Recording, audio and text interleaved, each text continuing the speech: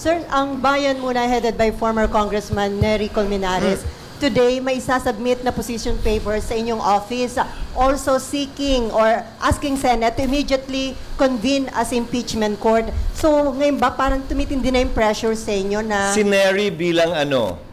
bayan muna? Ah, Position paper ng bayan muna, sir.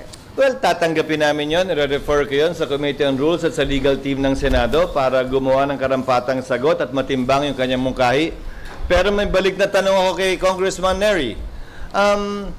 Ang nakalagay sa rules ng Senate shall proceed with trial forthwith.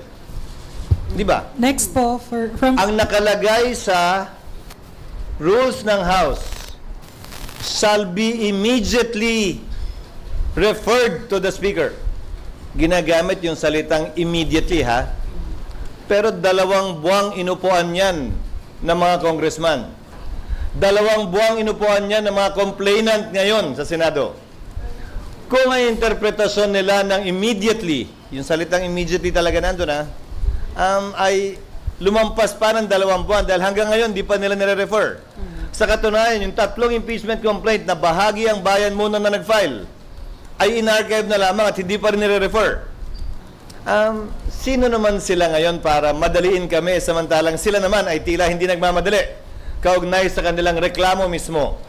Dagdag pa, gaya ng sinabi ko, hindi namin pwedeng ma-refer na yan at ma-convene yung court nang walang sesyon ng Senado. Sir, Pero i-refer namin yun sa aming mga legal teams para makonsidera yung kanilang mga suggestion.